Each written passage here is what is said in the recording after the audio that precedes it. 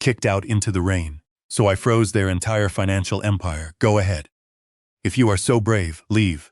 My daughter-in-law Brittany challenged me. I guarantee you wouldn't survive a single week without our charity. I didn't yell, I didn't argue, but they had no idea that the quiet man they treated like a lowly servant was the reason they still had a roof over their entitled heads. I am Augustus Mercer. I convinced them that their generosity of letting me live in the guest suite of their sprawling Connecticut mansion was my lifeline. But staying meant I was the primary target of Brittany's constant passive-aggressive bullying. Last night at a formal dinner party, that stain finally decided to wipe itself clean. The evening started like any other tense, high-stakes performance Tyler was hosting. Dominic Russo, a major investor for Tyler's construction, was the guest of honor, and Brittany was desperate to impress him. She casually told the guests that I enjoyed helping out, but the truth was she didn't want her elite friends to see me in my faded wool cardigan and orthotic shoes. Around 8 o'clock, Brittany snapped her manicured fingers at me from the head of the dining room table. "Gus, bring more wine," she commanded, not even bothering to make eye contact. I picked up the vintage Bordeaux, a $400 bottle I had secretly purchased to replace the one she bought, and walked toward the table. It didn't touch a guest. It barely even stained the fabric. The entire room went dead silent. "For God's sake, can you not do anything right?" she shrieked, her face contorted with rage. "Please excuse my father-in-law. He is getting a bit senile and clumsy in his old age." Then she turned her furious gaze back to me, her eyes narrowing into slits. "Clean it up, Gus, and try not to embarrass us any further than you already have." I looked at Tyler. That cowardly silence hurt infinitely more than Brittany's vicious insult. I bent down and started dabbing the rug with a cloth napkin, but Brittany was not finished. "You know, it is exhausting," she said to the table, speaking loud enough for me to hear while I was down on my knees. "We give him a beautiful home, honestly. If it weren't for Tyler's misplaced sense of obligation to his dead mother's memory, we would have put him in a nursing home years ago. He is nothing but a drain on our financial resources." I stopped wiping the rug Catherine, who had made me promise on her deathbed to always look out for our son. I stood up. I looked directly at Brittany, and for the first time in 5 long years, I did not look down at the floor. "Do not speak about Catherine," I said. The room went deadly quiet. Brittany laughed, a high-pitched, nervous sound that grated on my ears. "Excuse me," she scoffed, crossing her arms. "Did the charity case speak up? But I guarantee you, without our money, you wouldn't survive a week in the real world. You would be starving on the street." I looked at Tyler again, giving him one final chance. "Tyler, tell me, do you agree with her?" Tyler sighed, running a hand through his haircut. "Look, Dad, don't make a scene right now. We will talk about this in the morning." That was the exact moment the final, fraying thread of my patience snapped. That was the moment the forgiving father officially died, and the businessman finally woke up. I didn't shout. I didn't flip the dining table in a fit of rage, placing it gently on the back of an empty chair. I walked into the kitchen and grabbed the set of keys to the house, the keys to the SUV I let them borrow, and the electronic access card to the gated community. I walked calmly back into the dining room and dropped them onto the marble counter. "Clang, 1 week," I said. "You said I wouldn't last 1 week. Let's test that theory." Brittany rolled her eyes dramatically. "Oh, stop being so theatrical, Gus, because I am changing all the locks tomorrow morning." I turned to Dominic Russo, the investor who was watching the scene unfold with wide, shocked eyes. "Enjoy the wine, Dominic. Not that they would ever know the difference." I walked out the front door and stepped directly into the pouring, freezing rain. I didn't even take a coat. As the oak door slammed shut behind me, I could hear Brittany laughing, telling Tyler to let me enjoy the park bench for the night, assuring him I would be back begging by breakfast. I walked down the long, winding driveway. The freezing rain soaked through my thin shirt, but I didn't feel a fire that was about to consume everything they thought they owned. I didn't walk to a park bench. It rang once. "Yes, sir," a gruff, professional voice answered. "Pendergrass, it is Gus." There was a brief pause on the other end. "Welcome back, Augustus." This day would eventually come. I looked back at the mansion glowing brightly on the hill. The lavish, high-society lifestyle I had subsidized while intentionally pretending to be an old man. Initiate Protocol Omega, I said, staring at the rain-slicked pavement. I want all financial ties severed by morning. Burn it all down to the ground. Understood. Sir, Pendergrass replied without hesitation. Where will you be staying? The Saint, send the car. 10 minutes later, a sleek black Lincoln Navigator pulled up smoothly to the curb. Good evening, mister. It has been a long time. I slid into the warm, luxurious leather interior, accepting the dry, heated towel he offered. Take me to the city, James. I do not want to be disturbed. As we drove away from the suburb, I didn't look back a single time. They were about to find out if they could survive a single day without mine. The prestigious staff at the Saint, leaving Barnaby hostage in that house, was the thing that currently worried me, but Pendergrass had already assured me the dog would be legally retrieved by a professional handler first thing in the morning. I poured myself a glass of scotch and stood silently by the floor-to-ceiling window, looking out at the glittering Manhattan skyline. I pulled out my secure iPad and logged directly into the master control system of the Connecticut mansion. I tapped the screen with my index finger, disabling the autopay feature for the high-speed internet, the electricity, and the gas utility accounts. Then I accessed the central smart home hub and initiated a hard reset on the master user profiles, permanently removing Tyler and Brittany's administrative privileges. I remotely set the mansion's thermostat to a chilling 50 degrees and securely locked the digital control panel with a brand new, complex passcode. Finally, I navigated to the private banking accounts linked directly to the house expenses, accounts that were technically registered in my name, but which I had generously allowed them to freely use for years. I stared at the screen for a moment before clicking the red button labeled Freeze Assets. Sleep well, children, I whispered into the quiet, empty room, taking another sip of scotch. Tomorrow, your education officially begins. Back in Connecticut, the sun rose over the manicured lawn of the Mercer estate, but inside the sprawling house, the chaos had already begun. Tyler, she groaned, kicking her sleeping husband. Wake up. Did you leave a window open? Tyler groaned, rolling over and reaching blindly for his smartphone to check the digital thermostat app. God damn it, he muttered, tapping the glowing screen furiously. The app isn't working. It says user access denied. What do you mean denied? Brittany snapped, sitting up, her hair a messy tangle. Hurry up and fix it. I have a crucial Zoom meeting with the interior design board at 10 o'clock, and I need to take a hot shower. Tyler got out of bed, his teeth audibly chattering in the air. Dad must have messed with the system before he left, Tyler said, rubbing his freezing arms. He is the one who knows how to program this stupid tech. I'll call the technician later. I need caffeine. Brittany wrapped herself tightly in a silk robe and stomped down the wooden stairs, muttering bitter insults about incompetent old men. But the kitchen was freezing and silent. Useless, she hissed under her breath, yanking the wooden cabinet open to find the coffee beans. Nothing happened. Tyler, she screamed at the top of her lungs, the power in the kitchen is out. Tyler came running down the stairs, hastily buttoning his dress shirt. Stop screaming, Brittany. My head is pounding from the wine last night. He walked into the pantry and checked the metal breaker box. Everything looks fine. Is the internet working? Brittany checked her phone screen.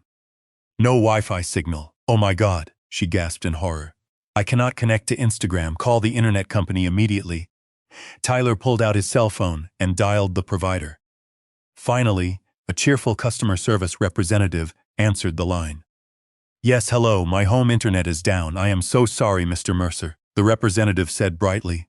But that specific account was permanently suspended at 4:00 a.m. this morning due to an urgent request from the primary account holder. I am the account holder, Tyler snapped. Sir, the account is legally registered under an Augustus Mercer. He formally flagged the service for immediate termination due to permanent relocation. Tyler froze. Relocation, he whispered in disbelief. Dad canceled the internet. Brittany forcefully grabbed the phone from him and put it on speaker. Listen to me, you incompetent idiot, she yelled. We are the legal residents of this house. Turn the internet back on right now, or I will personally sue you for every penny you have. I am sorry, ma'am. The voice remained exceedingly polite, but without the primary account holder's direct authorization, or a brand new contract with a mandatory security deposit of $500, we cannot restore service. Would you like to set up a new account today? Tyler hung up the phone, throwing it hard onto the marble counter. He is bluffing, Tyler said, his face turning bright red with anger. He is trying to scare us. He will be back crawling in 2 days when he runs out of money for whatever roadside motel he is staying in. 2 days? Brittany shrieked, her voice echoing in the freezing kitchen. I have a design deadline today, Tyler. The dog has been barking for an hour. I have to go to the office, Tyler said dismissively, grabbing his car keys. I have that crucial meeting with Dominic Russo. We won't ever need my father again. Buy a new internet router on your way to the salon.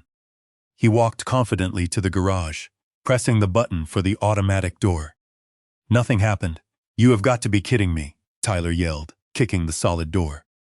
He had never bothered to learn how to maintain it, because I had always taken care of the household maintenance. I have to take an Uber, Tyler yelled back at the house, frustrated. This is ridiculous. As he stood shivering in the driveway, waiting for a car in the biting morning air, he saw their neighbor, Mrs. Where is Gus? She asked. I didn't see him tending the garden this morning. He is on a long vacation. Tyler lied smoothly, trying to look successful despite his chattering teeth. He needed a break. Well, I certainly hope he is okay. He is the one in the neighborhood who knows how to fix my complicated sprinklers. Tyler got into the arriving Uber, slamming the door hard. Turn the house power back on right now, or do not bother ever coming back. I read the text message from the luxurious comfort of the settee. A waiter approached my table with a silver tray. Excuse me, Mr. Pendergrass is here to see you. Send him in, I said, politely wiping my mouth with a linen napkin. Pendergrass walked into the restaurant carrying a thick leather briefcase. Protocol Omega is fully active, sir, but there is something else you should see. He slid a piece of paper across the linen tablecloth. Your son tried to use the company credit card to buy a $5,000 espresso machine for his office break room. The transaction was declined. I chuckled. Declined? Why? Because, Pendergrass smiled, showing his bright teeth, you permanently removed yourself as the corporate guarantor at 9:00 a.m. sharp. Without your immaculate credit score backing him, Tyler's business credit rating dropped from a AAA to junk status. The bank has automatically frozen all lines of credit, pending a thorough financial review. So, he has no access to capital. I asked. None, Pendergrass confirmed, and Dominic Russo called my office looking for you.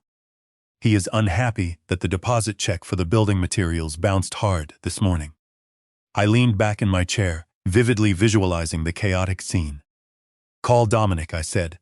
Tell him I am no longer financially involved with the company. Today, Pendergrass nodded, making a quick note, and the house. Do I send the formal notice? Send it, I said, my voice hardening. Tell them they have 6 days to permanently vacate. The property is being listed for immediate sale. But, sir, Pendergrass hesitated slightly. That is their home, no, I corrected him, taking a slow sip of hot coffee. That is my house, and they are about to learn the hard way that space is not a basic human right. Back at the construction office, Tyler confidently walked in, ready to salvage his day. Morning, Sarah, get me Dominic Russo on the line. Sarah looked up, her face pale. He is waiting in your private office, and he looks furious. Tyler frowned, pushing open the glass door to his office, expecting a friendly, casual chat with his investor. Dominic was sitting comfortably in Tyler's executive chair, his boots resting on the polished desk, holding a printed copy of the bounced check. Dominic, Tyler said, forcing a nervous smile. Good to see you. I assume we are ready to move forward with phase 2 of the project. Dominic stood up. This piece of paper is worthless, Tyler. What? Tyler picked it up. That is impossible. There is plenty of liquid cash in the operating account. Not anymore, Dominic said bluntly. Your bank called me directly, so I want my money. It is a banking glitch, Tyler stammered, his confidence evaporating. I will call my dad. He is having a temporary tantrum. I do not care about your petty family drama. Dominic growled, stepping closer. I care about my $200,000. You have until 5 p.m. to bring me a certified cashier's check, or my trucks turn around and I strip every single piece of lumber from your job site. Dominic walked out, slamming the door so hard the glass rattled in its frame. He dialed home next. "Brittany, pick up," he shouted when she finally answered. "Do not scream at me," she yelled back. "I am freezing at Starbucks because the house is an icebox." "Tyler, what is going on?" Tyler stared at the phone, fully realizing for the first time that the safety net he had been comfortably bouncing on for 30 years was gone. "Dad," he whispered, his voice cracking. "He is doing it." "Doing what?" Brittany snapped impatiently. "He is cutting us off," Tyler said, his voice trembling uncontrollably. "He isn't leaving, Brittany. He is turning off the lights on his way out." "Well, fix it." She screamed enough for the entire coffee shop to hear. "Go find him and apologize. Get the money back online." "I don't know where he is," Tyler admitted, feeling helpless. "Then find him," Brittany yelled, "or do not bother coming home. We don't even have a home anymore, because a realtor hammered a for sale sign into the front yard." Tyler dropped the phone on his desk. And I was getting started. The vibration of my phone on the mahogany table was a short, sharp buzz that cut through the comfortable silence of my hotel suite. Location: Greenwich, Connecticut. I took a slow sip of my scotch and leaned back in the plush leather chair, closing my eyes. Because for the past 3 years she had forcefully dragged me to that specific furniture store every Tuesday to carry her shopping bags, while she thoughtlessly spent money she did not earn. Right now, Brittany was likely standing in the center of the showroom at Living Designs, surrounded by imported Italian leather sofas and glowing crystal chandeliers. She probably had a clipboard in her hand, pretending to check off items for a client, but in reality, she was buying extravagant furniture for their new office expansion, an expansion they could not afford. I could imagine the sales associate, a polite young woman named Sarah, whom Brittany had cruelly made cry on at least 2 occasions, ringing up the total. She looked at brand names. "Here is the company card," Brittany would say haughtily, snapping the black platinum card onto the glass counter. "Do not take too long. I have a lunch reservation at Le Jardin in 20 minutes. Sarah would insert the smart chip, nervously waiting for the machine to process. "Please contact issuer." Sarah would clear her throat, her face turning bright red. "I am so sorry, Mrs. The machine says the card was declined." Brittany would laugh, a condescending sound. "Do not be ridiculous. That card has a limit of $200. Sarah would try again. Visibly sweating now, she would swipe it, insert it, tap it, but the embarrassing result would be the same. Declined. I watched the second notification pop up on my phone. Transaction declined, attempt 2. Same amount by now. The other customers in the store would be watching intently. Brittany's face would be turning a shade of crimson that matched the soles of her shoes. Transaction declined. Attempt 3. This was the exact moment reality started to crack the glass walls of their delusion. It was a direct line to the company's operating capital. I could hear Brittany screaming at Sarah, accusing her of incompetence, demanding to see the store manager, throwing a tantrum like a spoiled toddler who had been told playtime was over. She would pull out her phone, her manicured fingers shaking uncontrollably as she dialed Tyler. I casually picked up my own phone and opened the banking app, silently watching the live status of their panic. 10 minutes later, my phone rang. It was the bank manager, Mr. "Hello, Gerald. Good to hear from you." "Augustus." "Mr. I am so glad I caught you." I tried to explain the situation, but he is fiercely insisting there has been a mistake. "There is no mistake, Gerald," I said calmly, looking out at the beautiful city skyline. "As per my formal letter to you this morning, I have permanently exercised my legal right to withdraw as the personal guarantor for Mercer and Company Designs. And based on their disastrous financial statements from last quarter, I believe they do not qualify for a platinum credit line." There was a brief pause on the line. "Well, yes, Mr. Without your personal guarantee and your credit score of 850 backing the account, the automated risk assessment system instantly flagged the company as high risk. Immediately, their unsecured limit dropped from $500,000 to $5,000, which they have already exceeded." I said, "Tell him that, Gerald. Tell him how the math works." I could hear the muffled sound of Mr. Henderson, "Are you there?" Tyler's voice was frantic, high-pitched, and breathless. "Brittany is stuck at the furniture store, and they are threatening to call security because she caused a scene." "Fix this now," Mr. Mercer Henderson said, his voice professional, "but I am afraid there is nothing to fix. As I was explaining, your lines of credit were secured by your father's personal assets and his credit rating. As of 9 a.m. this morning, your father has formally removed himself as the guarantor. What? Tyler shouted. That is illegal. It is my company. It is your company, yes, but it was his credit. The bank extended that capital based on Augustus Mercer's spotless reputation, not yours. We will need you to deposit cash immediately to cover the deficit, or we will have to formally begin liquidation procedures to recover our funds. There was a silence on the line, so I could almost hear Tyler's heart breaking. He never once looked down to see that I was the one securely holding him up the entire time. But Dad, Tyler's voice cracked. Please do not do this, Dad, are you there? I signaled silently to Mr. I didn't say a word, hanging up the phone and placing it face down on the table. Brittany had said I wouldn't survive a week. She didn't understand that survival in the business world was about leverage. And for the first time in his life, Tyler was learning that he had zero leverage. Most people think a successful business is built on money, on extended credit lines, and on handshakes with suppliers like Dominic Russo. Yes, but the blood, the crucial thing that keeps the organism alive, is competence. They were wrong. I was the ghost in the machine. Tyler was a fantastic salesman. Every night after Tyler and Brittany went to sleep, usually around 11 p.m., I would go down to the home office.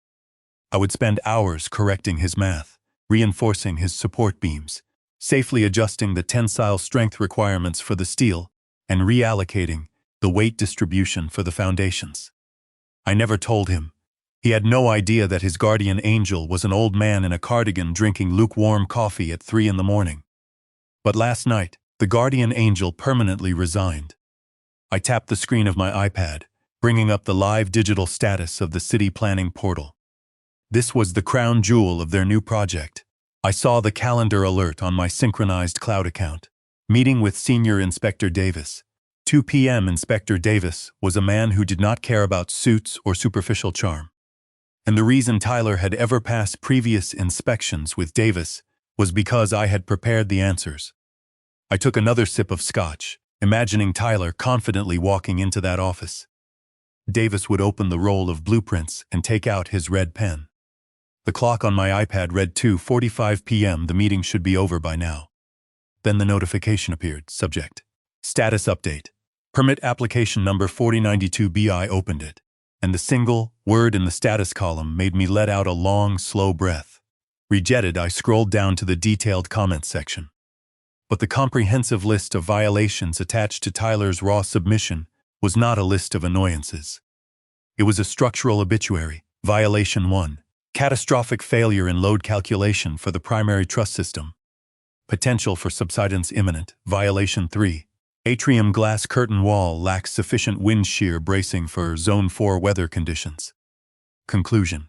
Immediate suspension of all construction permits pending full structural review of all active sites managed by Mercer Designs. My eyes lingered on that last sentence. Suspension of all active sites. Tyler didn't lose the atrium. I could imagine the chaotic scene inside that government office. He failed to understand that software works if you input the right variables. And Tyler had been inputting garbage for years, relying on me to take out the trash.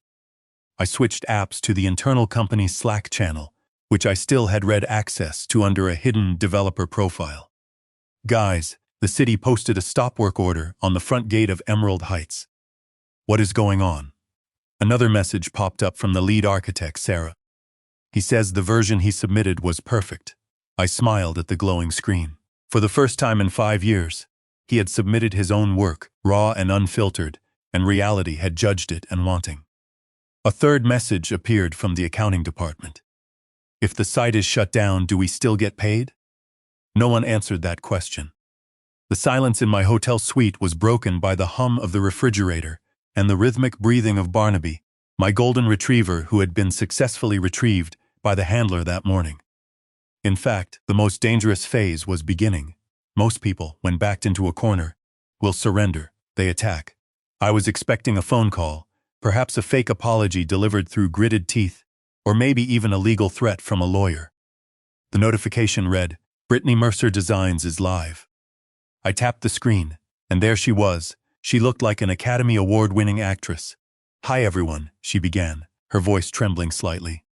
I know I haven't been posting much the last few days. Honestly, I have been afraid.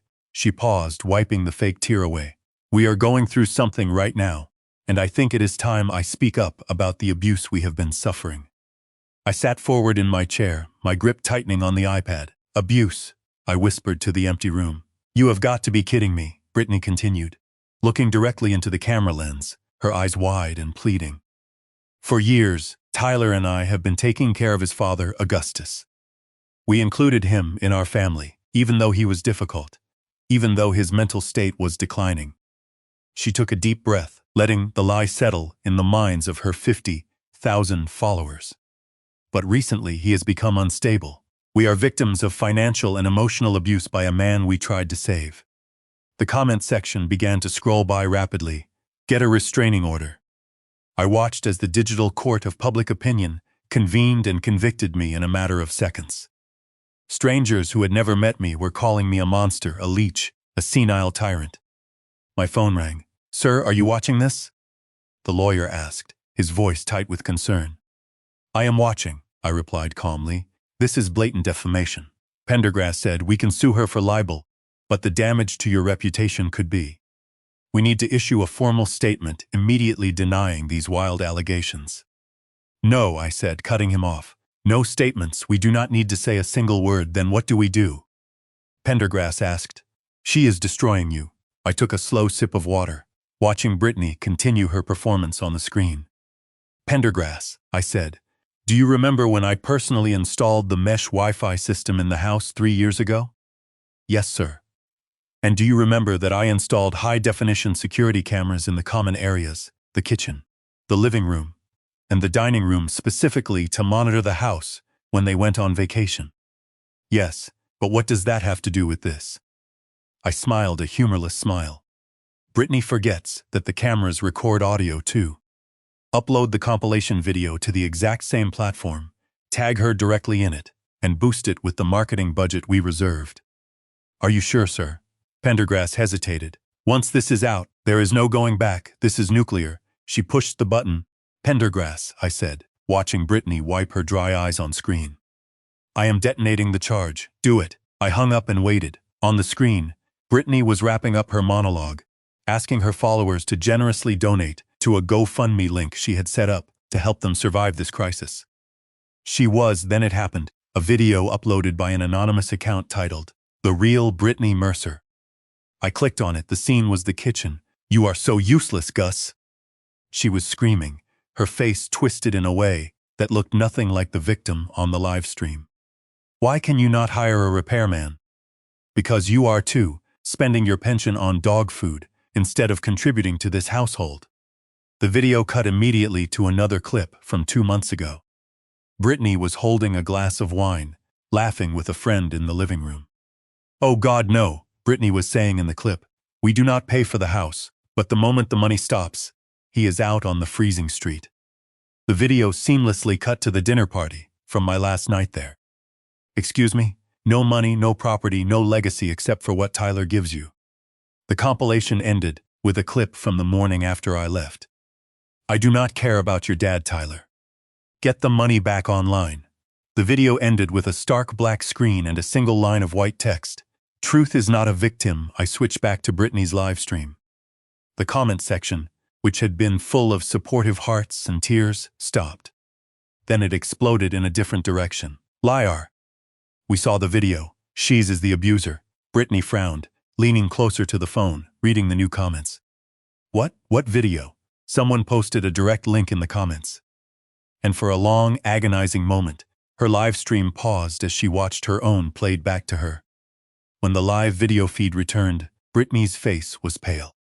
She looked at the camera, fully realizing that 50,000 people had seen the real, unedited her. No, she stammered, her voice shaking. No, that is edited. You do not believe it, but it was way too late. Or worse, people were staying exclusively to insult her. Gold digger, Karen, justice for Gus. Then the official brand notifications started rolling in. I could clearly see them popping up on the top of her screen because she was screen sharing part of her feed. Sponsor partnership terminated. Collab canceled. We are permanently reviewing our association with your brand. Brittany screamed, a raw primal sound of frustration, and swiped her hand across the phone, knocking it off the dashboard. The stream went black, ending abruptly. I sat back in my chair, feeling a weight lift off my chest. The fake narrative she tried to spin had strangled her. My secure phone buzzed again, vibrating against the mahogany table. "It is trending, sir," the lawyer said, sounding impressed. "The video has 1 million views in 10 minutes. They are calling you a hero." "I am not a hero." "Pendergrass," I said, looking down at Barnaby, who was sleeping peacefully by my feet. "I am a father who had to discipline an unruly child." "Is there anything else, sir?" I looked out the window, watching the sun set over the vast city. "Send the formal eviction notice now." "While she is still in complete shock," I said. "She boldly said I would not last a week without them. But it turns out, her fragile reputation didn't even last an hour without my silence." I closed the iPad, the glowing screen fading to black.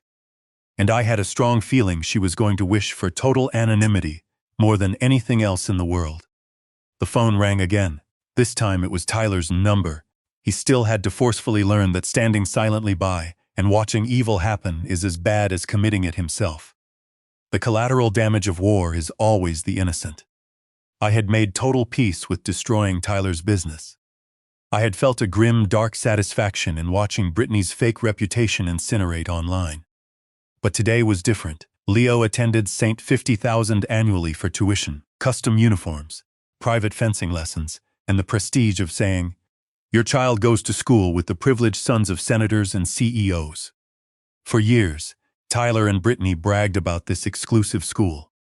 That amount of money came directly from the Catherine Mercer Trust, a fund my late wife had set up specifically for her grandchildren's education. Catherine was a woman of incredible foresight, but Catherine was also a woman of deep moral conviction, and she had included a specific clause in the trust document, a clause that Tyler had never even bothered to read because he was way too busy cashing the checks. At 10 o'clock in the morning, my phone did not ring. I took a deep breath and dialed the school, knowing what was happening. "Augustus," the headmaster answered, his voice grave. "I am afraid we have a serious situation regarding Leo's enrollment. The automatic transfer for the spring semester was rejected this morning by the trust administrator." "I know, Charles," I said. "I personally authorized the rejection." There was a silence on the line. "Augustus, you know our strict policy. I have tried calling Tyler for an hour, but he is not picking up." "He will pick up for you," I said. "Call his office line. Say it is urgent." I hung up and switched my view to the GPS tracker secretly installed on Tyler's car, watching as the digital dot moved from the empty construction site, where he was likely trying to salvage scrap metal, toward the prep school. I had to permanently break the cycle, even if the sharp shrapnel cut us all. The scene at St. Jude Academy played out as I had scripted it with Pendergrass. Tyler arrived at the administrative building, his suit rumpled from sleeping in his freezing office. He was ushered into Headmaster Blackwood's private office, a quiet room smelling of old leather and mahogany. The headmaster sat behind his desk, looking at Tyler with that specific, cutting look of pity generally reserved for the formerly. "Is Leo okay?" Tyler asked, breathless and panicked. "Did he get hurt?" "Leo is fine, Mr. Mercer," the headmaster said, politely gesturing to a leather chair. "He is in history class right now. Unfortunately, the transaction failed." Tyler let out a loud laugh of disbelief, a laugh that bordered closely on hysteria. "Is that it? Run it again tomorrow. I am afraid it is not a banking glitch." The headmaster slid a legal document across the desk. "This is a formal notice from the executor of the Catherine Mercer Trust, specifically citing Section 14, Paragraph B." Tyler picked up the thick paper, his hands visibly shaking. "Section 14? What is that?" "It is the morality and filial piety clause," the headmaster explained gently. "Your mother, Catherine, explicitly stipulated that the funds for her grandchildren were conditional. The parents of the beneficiaries must demonstrate a continued standard of high moral character, and specifically, they must provide adequate care and respect for the patriarch of the family, Augustus Mercer." Tyler went pale, his eyes scanning the dense legal jargon, getting stuck on the bolded words. Failure to provide shelter and gross mistreatment of the benefactor. "The trustee, Mr. Pendergrass, has invoked this clause based on recent events," the headmaster continued, his voice softening slightly. He has provided irrefutable evidence that Augustus Mercer has been forcibly evicted from the family home and left without support under the terms of the will. The trust is frozen until the executor deems that the moral standard has been fully restored. Tyler dropped the paper. Mom did that, he whispered in shock. Mom did this to me. She did it to protect him. Family values, Tyler, the headmaster said, looking over his reading glasses. And frankly, knowing your father, I imagine he did not take this step lightly. You have until noon to pay the $50,000 from your own pocket, or you will need to take Leo home. Tyler stood up, instinctively reaching for his leather wallet, then remembering that his platinum credit cards were useless. Remembering that he didn't even have $50 in cash, let alone $50,000. I cannot pay, Tyler admitted, his voice barely a whisper. Not today? Then I am truly sorry. The headmaster stood up. I will have Leo brought to the office immediately. Please collect his things from his locker. 10 minutes later, Tyler walked out of the school, holding Leo's hand. Leo was wearing his prestigious blazer and holding his backpack, looking confused and scared. Dad, why are we leaving early? Leo asked, looking up at Tyler with wide eyes. Is Grandpa okay? Is he sick? Tyler stopped on the stone steps of the school, the crushing weight of his son's innocent question hitting him like a truck. But looking into Leo's eyes, Tyler could not find the cowardly words. Grandpa is fine, Leo, Tyler said, choking back tears. We have to go home. The long drive back to the freezing mansion was silent. Tyler parked the SUV in the driveway, which was now cluttered with dead leaves because the landscaping crew had quit yesterday after their checks bounced. She looked up, expecting Tyler to have fixed everything. What is he doing here? Brittany snapped angrily, standing up, her blankets falling to the floor. Why is he not in school? They kicked him out, Tyler said, his voice hollow, staring blankly at the wall. What? Brittany shrieked. Kicked him out. We founded the elite scholarship program. Not anymore. Tyler walked into the kitchen and poured himself a glass of tap water, his hands shaking so hard the water splashed messily onto the counter. Mom's trust fund always paid the tuition, Brittany. And Mom's will has a strict morality clause. If we mistreat Dad, the money stops. Brittany stood there, her mouth hanging wide open, trying to process the immense level of betrayal she felt. She didn't think for a second about Leo missing his crucial education. She didn't think about the humiliation for her son. She thought about the lost social status. He cut off the school, she whispered, the realization turning into a scream. He cut off Leo. He is following Mom's will, Tyler said, smashing the glass into the stainless steel sink. We did this, Brittany. We kicked him out into the rain, and now Mom is kicking us out from the grave. Brittany's face turned a shade of purple I had never seen before. He is killing us, she screamed at the top of her lungs, tearing at her hair. He is killing us. I do not care if you have to physically beat him up. Fix this. Tyler looked at his frantic wife, seeing her truly for the first time. He saw the madness in her eyes, the lack of any maternal empathy. I cannot force him, Tyler said. He has security. He has the moral high ground. Brittany laughed, a manic sound. Screw his morals. I hate your dead mother, and I hate you for being so weak. Leo, who had been standing in the hallway, dropped his backpack in shock. Leo looked at his mother, his young eyes wide with fear, and then he turned and ran up the stairs, sobbing. Tyler looked at the empty stairs, then back at Brittany. And for the first time, the fierce anger in his eyes was not directed at me. You terrified him, Tyler said, stepping toward her. Good, Brittany spat. Maybe he will finally learn that life is not fair. Maybe he will learn that his grandfather is a monster. I watched all of this unfold from the hidden high-definition camera in the living room, feeling a single tear gently roll down my cheek. But I knew that pain was temporary. I picked up my secure phone and sent a quick text to Pendergrass. Draft a formal petition for temporary emergency custody of Leo, I typed. I want to formally file it the exact moment they are evicted. Pendergrass replied instantly, waiting for your final command. I put the phone down. I was killing their ego. You have lost everything, I whispered to the dark screen. You do not know it yet, and then the game is truly over. The sixth night arrived with a oppressive darkness that felt like a physical weight, pressing down on the city. For 5 miserable days, Tyler and Brittany had lived in deep, stubborn denial.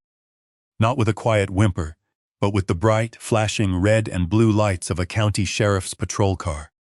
I had formally instructed Pendergrass to execute the foreclosure eviction clause immediately. Unwanted guests who had overstayed their welcome, and guests who were now actively trespassing on protected private property.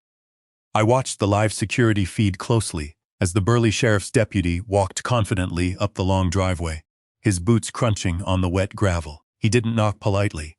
He pounded on the oak door, a booming sound that echoed through the empty, freezing house like a judge's gavel striking a block. Inside the living room, I saw Brittany jump, her eyes wide with terror. She forcefully grabbed Tyler's arm, her manicured fingernails digging painfully into his thick coat. "Do not answer it," she hissed, backing away from the door. "It is probably another legal process server." "It is the police, Brittany," Tyler whispered, his voice shaking as he looked out the peephole. "We legally have to open it." When Tyler opened the door, the freezing winter wind rushed in, instantly extinguishing the single decorative candle they had lit for some semblance of light. The deputy stood there tall and imposing, holding a metal clipboard, his face impassive. "Tyler Mercer?" the deputy asked. "Yes," Tyler replied, his terrified breath clearly visible in the freezing air. "I am officially here to serve you with an immediate eviction notice, formally issued by the Mercer Property Trust. You have been legally declared unauthorized squatters on the premises, seeing as the lawful owner has fully revoked your permission to reside here." The deputy handed Tyler the thick legal paper. "You have 2 hours to vacate the property, sir, or I will be legally forced to forcefully remove you for criminal trespassing." 2 hours, Brittany screamed, running to the open door. "You cannot do this. We have lived here comfortably for 5 years. The deputy looked at her calmly. "According to the formal deed, ma'am, this house belongs to Augustus Mercer." "Do you have a title deed?" Brittany stammered helplessly, her face flushing bright red in the freezing darkness. "No, but we are family." "Family or not," the deputy said, touching the brim of his hat, "the legal owner wants you permanently out. You have 120 minutes. The door closed with a click, and for a moment, there was silence in the hallway. Then the blind panic set in. They didn't pack logical necessary things like food or warm blankets. Tyler ran to his home office, trying to grab his computer tower, but then he stopped dead in his tracks. It was a picture of the three of us, me, Catherine, and him taken at his college graduation. I watched them scrambling in the dark, tripping over furniture, cursing each other. The powerful power couple of Connecticut, the king and queen of the elite social scene, were fully reduced to refugees in their own home, furiously stuffing their superficial lives into black plastic garbage bags by the weak light of a dying flashlight. When the agonizing 2 hours were finally up, the deputy honked his patrol horn a sharp, piercing blast that formally signaled the end of an era. They walked out into the freezing rain, painfully dragging their trash bags behind them on the wet concrete. They didn't look back at the house. They couldn't bear to look at the luxurious paradise they had lost. They loaded the trash bags into the SUV, the vehicle they had legally left, and even that was dangerously running on fumes. They climbed in total silence, and as they drove away, the deputy placed a padlock on the front iron gate, permanently sealing the Mercer estate. I switched camera feeds on my iPad, following the GPS tracker hidden on the SUV. Would they go to a friend's house? Surely, after 5 years of throwing lavish parties, they had friends who would gladly take them in. But as I watched the digital dot on the map move through the rain, I realized the truth of their social standing. I could easily imagine Tyler calling, begging for a spare room. Eventually, the car pulled away. They tried the Harrisons' house next.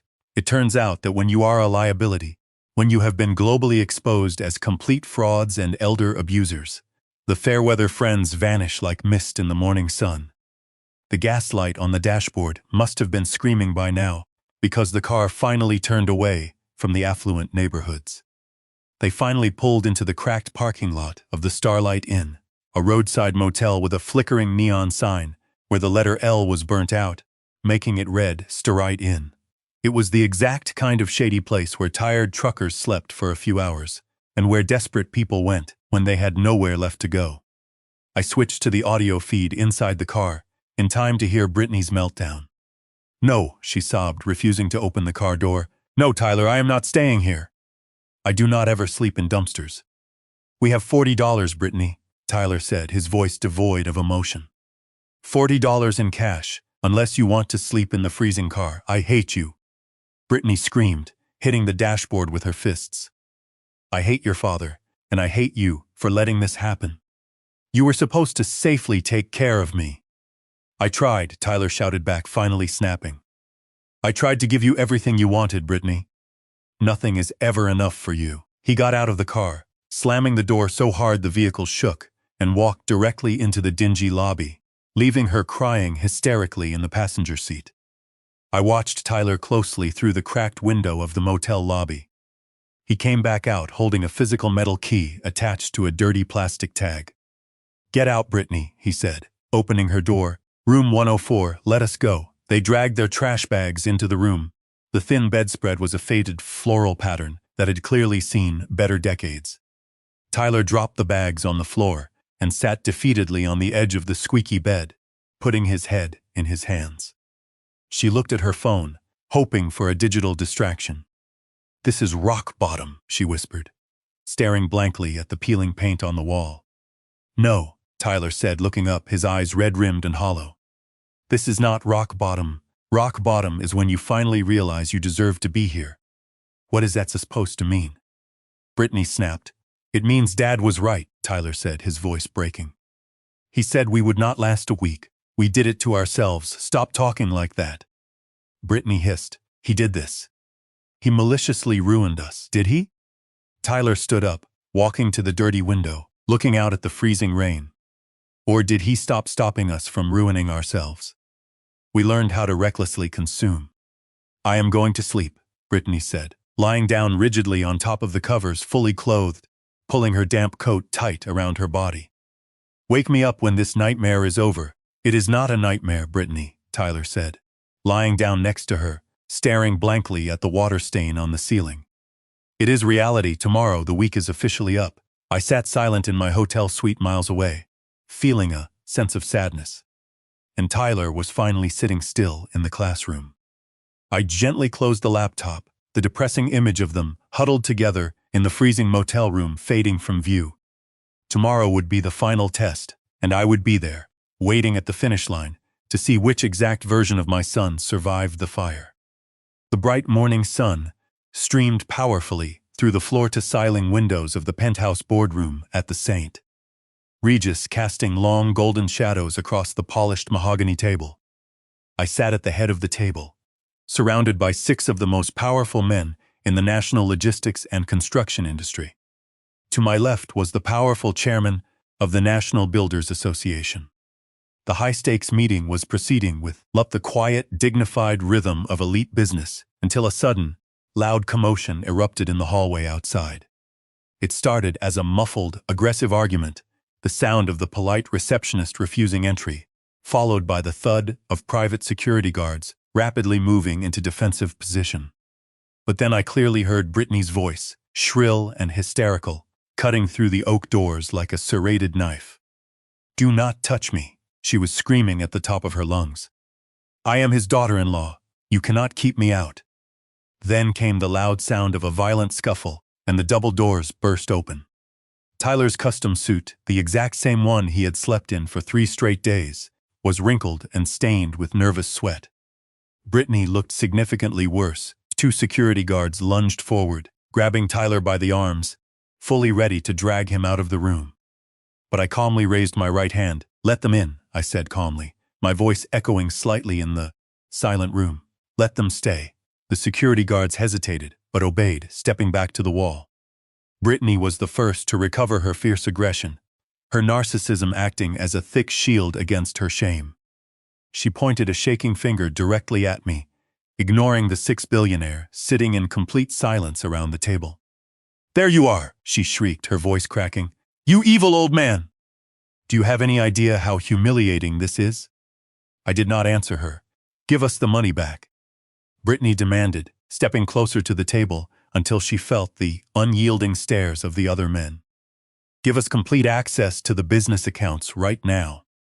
Tell him he cannot treat us like this. Tyler stepped forward, but his usual arrogance was gone, replaced by a confusing mixture of anger and awe. He looked at the chairman of the Builders Association, a man whose magazine cover was currently framed in Tyler's empty office.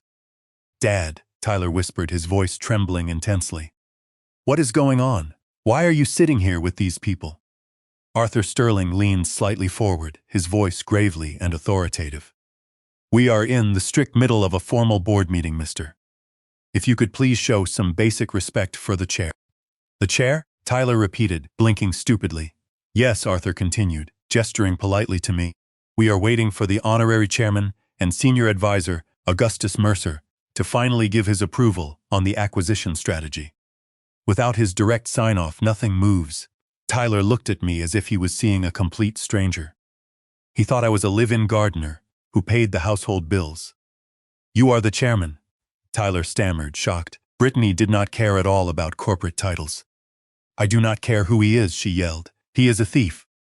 Fix it right now, or I swear to God I will." She stopped because I had stood up. The sound of my chair sliding back was the noise in the room. Then I turned my full, unyielding attention to the two intruders standing on the carpet. I looked directly at the Patek Philippe watch on my wrist, checking the exact time with deliberate, agonizing slowness. "Brittany," I said, my voice low but projecting in the acoustic silence of the room. "Do you remember what you said to me in the kitchen 7 days ago?" Brittany blinked rapidly, taken aback by the question. "I do not know what you are talking about," she muttered. "You stood there confidently, holding a glass of Chardonnay," I reminded her, walking around the table toward them. "And you boldly told me that without your so-called charity, without your roof over my head, I would not survive a single week in the real world." I stopped directly in front of them, smelling the stale, filthy odor of the motel on their clothes, seeing the dark dirt packed under Tyler's fingernails. I checked my watch again. Well, it has been 1 week, 168 hours to the minute. I looked intensely at Tyler, his face pale and gaunt. "I am still here," I said, gracefully spreading my arms to encompass the incredible of the penthouse. "I am well fed, and I am surrounded by powerful people who respect me." Then I looked directly at Brittany, her eyes darting nervously, refusing to meet my gaze. "And you," I continued, my voice dropping to a whisper. "Look at you, and you are standing in a room full of people who would not even trust you to park their cars. You did this," Brittany hissed, tears of unadulterated rage welling up in her eyes. "You destroyed us," I corrected her. I stepped aside. "You were the parasites, and I was the generous host." Tyler looked down at his muddy shoes, the reality finally sinking in, the weight of his total failure crushing him. "Dad, please," he whispered brokenly. "Not here. A real room, please." I looked at my son, and for a brief moment I felt a flicker of fatherly pity. But then I vividly remembered Leo crying on the stairs. "The experiment is officially over," I said, turning my back on them, walking back to the head of the table. "You are still alive, physically. It died the exact moment you thought you were better than the man who built it." I sat down and looked directly at the security guards. "Get them out, no!" Brittany screamed, lunging forward, but the guards were significantly faster. They grabbed her by the arms, forcefully hauling her backward, her ruined heels dragging on the carpet, screaming obscenities that echoed off the glass walls. Tyler did not fight at all. As the double doors closed with a thud, cutting off Brittany's frantic screams, silence returned to the boardroom. Arthur Sterling looked at me, raising an eyebrow. "Rough morning, Augustus?" "Taking out the trash, Arthur," I said, calmly picking up my pen. "Taking out the trash. Now, where were we regarding the sale of the trademark?"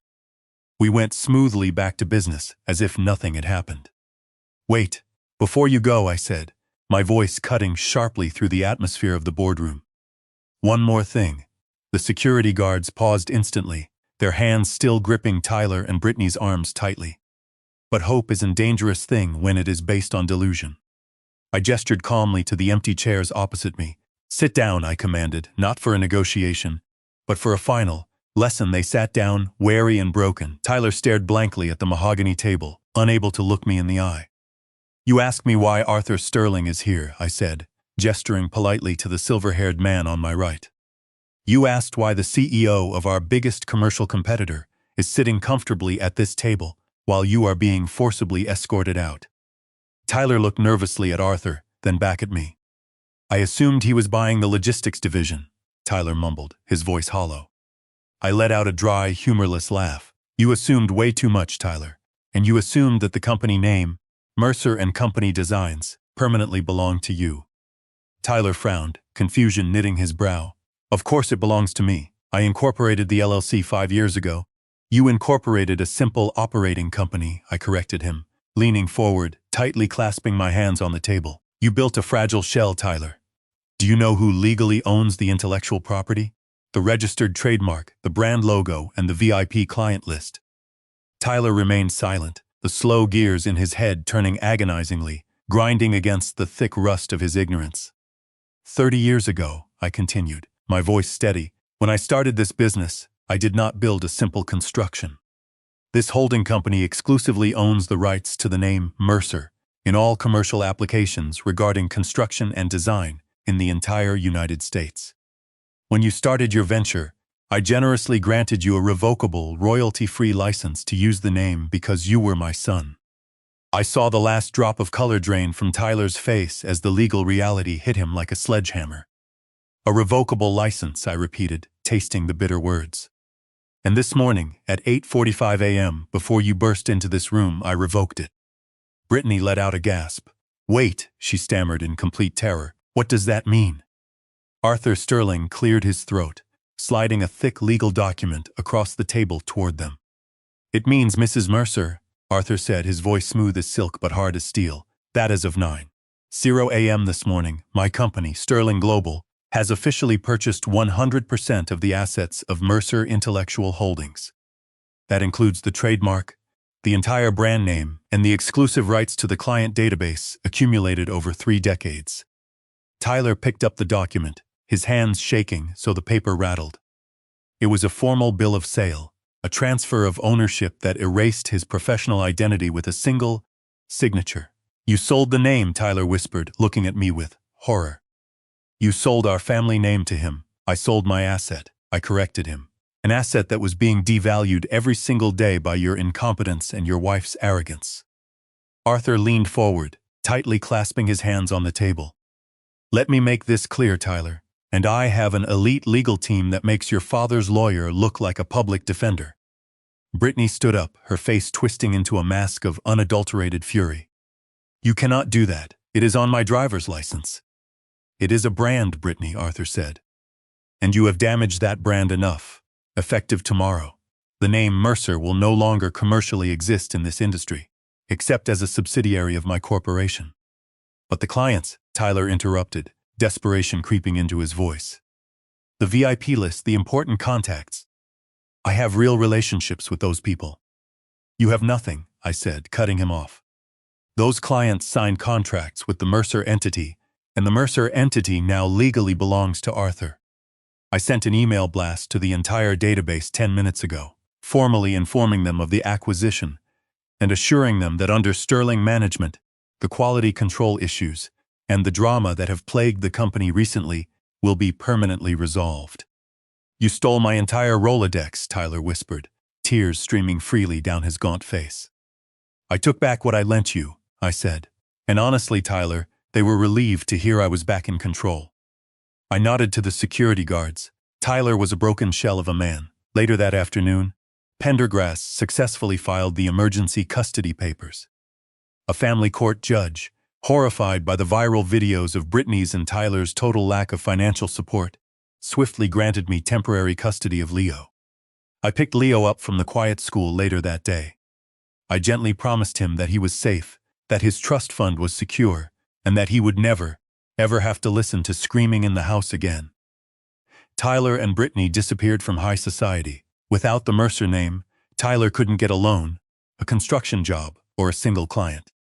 Brittany, stripped of her clothes and her Instagram following, finally filed for a bitter divorce, trying to find another man to leech onto. As I sat comfortably by the warm fireplace in my beautiful Connecticut mansion, listening to Leo peacefully practice his piano, I poured myself a final glass of scotch. The house was finally mine again, the legacy was protected, and the rest of my life was my own to peacefully enjoy. The greatest lesson I learned from this agonizing chapter of my life is that biological blood does not automatically grant someone the right to your unconditional sacrifice. You must possess the courage to draw an uncompromising line in the sand and remove anyone who views your kindness as a weakness, even if that person is your own child. If you truly believe that family members should always face the consequences of their greed, please hit the like button, subscribe to the channel, and share your own thoughts in the comments below.